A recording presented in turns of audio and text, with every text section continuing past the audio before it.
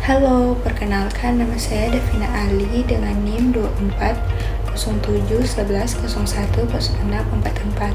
Di sini saya akan menjelaskan materi mengenai Badan Penyelesaian Sengketa Konsumen.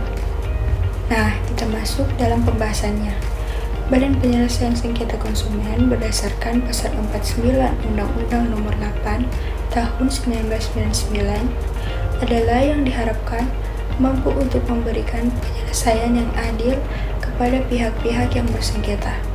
Dengan mendasarkan pada ketentuan hukum yang ada, ternyata dalam pelaksanaannya juga terjadi ketimpangan dan menimbulkan kebingungan bagi pihak yang terlibat dalam proses implementasinya, terutama ketika masuknya para lembaga peradilan dalam memeriksa perkara keberatan atas putusan BPSK.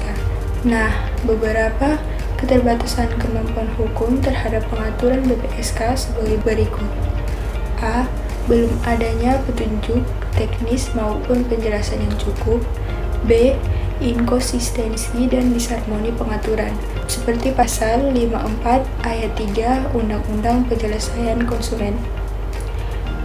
Putusan BPSK sebagai hasil dari penyelesaian sengketa konsumen secara konsiliasi, mediasi, atau arbitrase, bersifat final dan mengikat. Justru dengan adanya putusan ini, dia tidak harus kemudian dibanding atau kemudian digugat kembali ke peradilan umum karena dia sudah bersifat final dan mengikat. Nah, pengertian final berarti bahwa penyelesaian sengketa telah selesai dan berakhir. Sedangkan kata mengikat mengandung arti memaksa dan sebagai sesuatu yang harus dijalankan. Namun, jika Pasal 54 Ayat 3 tersebut dihubungkan dengan Pasal 56 Ayat 2 Undang-Undang Penyelesaian Konsumen yang mengatur bahwa para pihak dapat mengajukan keberatan kepada pengadilan negeri paling lambat 14 hari kerja setelah pemberitahuan putusan BPSK. Perbedaan konsep dan pandangan tentang BPSK. BPSK adalah badan yang bertugas menangani dan menyelesaikan sengketa antara pelaku usaha dengan konsumen, tetapi bukanlah merupakan bagian dari institusi kekuasaan kehakiman sebagaimana yang diatur Pasal 1 Ayat 1 dan Pasal 2 Keputusan Menteri Perindustrian dan Perdagangan Republik Indonesia Nomor 350/Gap/12/2001. Oleh sebab itu, BPSK bukanlah lembaga pengadilan. Sementara itu, para pihak seringkali menganggap bahwa BPSK merupakan peradilan. BPSK adalah lembaga penyelesaian sengketa untuk menangani sengketa yang pada umumnya meliputi perkara-perkara dengan jumlah nominal kecil. Tetapi dalam pelaksanaannya tidak ada batasan nilai pengajuan gugatan, sehingga dimungkinkan gugatan konsumen meliputi nilai kecil sampai nilai besar.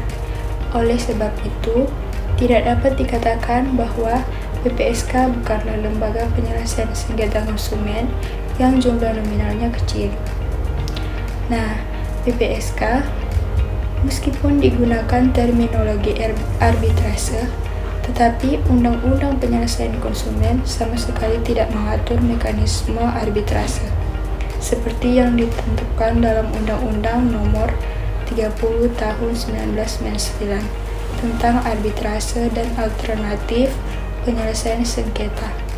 Selanjutnya disingkat Undang-Undang Arbitrase, sehingga timbul pertentangan antara arbitrase dalam putusan BPSK dengan putusan arbitrase dalam Undang-Undang Nomor 30 Tahun 1999. Hal ini memerlukan penafsiran lebih lanjut. Pengaturan penyelesaian sengketa perlindungan konsumen dilakukan oleh pemerintah, terjelma dalam berbagai peraturan perundang-undangan. Hukum positif merupakan tindakan negara untuk melaksanakan prinsip negara hukum dalam sistem pemerintahan negara, sebagaimana diatur dalam Undang-Undang NKRI 1945. Sekian penjelasan dari saya dan terima kasih.